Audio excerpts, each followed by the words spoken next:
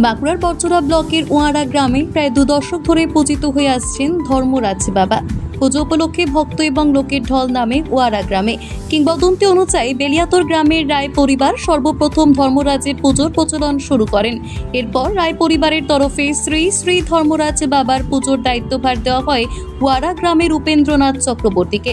এরপর উপেন্দ্রনাথ চক্রবর্তী বংশানুক্রমে এই পুজো পরিচালনা করতেন, কিন্তু ধীরে ধীরে কালক্রমে এই পুজোর দায়িত্বভার পরিবর্তিত হয়ে চলে আসে ওয়ারা গ্রামের গ্রাম্য 16 আনার কাছে। তারপর থেকে ওয়ারা গ্রামের গ্রাম্য 16 আনা এই পুজোর দেখভাল করে আসছে। প্রতি বছর আষাঢ় মাসে মহাসাড়ম্বরে পুজো হয় বাবা ধর্মরাজের। এই পুজো উপলক্ষে ওয়ারা গ্রামের বাসিন্দারা উৎসবে মেতে ওঠেন। পুজো উপলক্ষে গ্রামের নরনারায়ণ সেবার পাশাপাশি নানান সাংস্কৃতিক অনুষ্ঠানের আয়োজন করা হয়। এতদিন মাটির মন্দিরেই অধিষ্ঠান করতেন বাবা ধর্মরাজ, তবে বহুদিনের প্রচেষ্টা শেষে বছর নির্মিত হয় ধর্মরাজের পাকা মন্দির। শুক্রবার রথযাত্রার শুভ লগ্নে অনুষ্ঠিত হয় ধর্মরাজের পাকা মন্দিরের শুভ উদ্বোধন। মন্দির উদ্বোধন করেন বাঁকুড়া জেলা পরিষদের কর্মাধ্যক্ষ অর্চিতা বিদ। এছাড়া উপস্থিত ছিলেন বরজোড়া বিধানসভা কেন্দ্রের বিধায়ক অলোক মুখোপাধ্যায়, প্রাক্তন বিধায়ক আশুতোষ মুখোপাধ্যায়, বরজোড়া পঞ্চায়েত সমিতির সভাপতি কাজল পোরেল, বরজোড়া থানার আইসি, বরজোড়া বিডিও সহ অন্যান্য বিশিষ্ট জনেরা। ওয়ারা গ্রাম্য 16 আনার সদস্য সঞ্জীব পান্ডে বলেন, 200-250 বছর ধরে পুজো হয়ে আসছে ধর্মরাজের।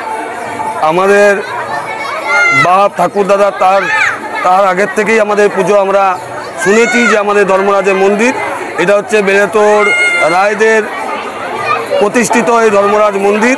এখন আমরা ওয়ারা গ্রাম্য 16 আনার পক্ষ থেকে আমরা এই পুজোটা করি এখন। আষাঢ় মাসে এই পুজো আমাদের হয়, বুঝতে পেরেছেন। আর আমাদের এই যে মন্দির, আগে মাটির বাড়ি ছিল, এখন আমরা এই যে মন্দিরটি দেখছেন এটা আমাদের জেলা পরিষদের পূর্তের কর্মাধ্যক্ষ অর্চিতা বিদ মহাশয়া,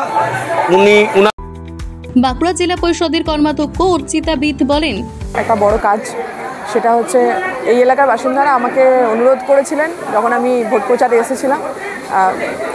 এই পুরো গ্রামের আরাধ্য দেবতা বাবা ধর্মরাজজি, তার গাজন খুব ধুমধামের সঙ্গে পালিত হয়।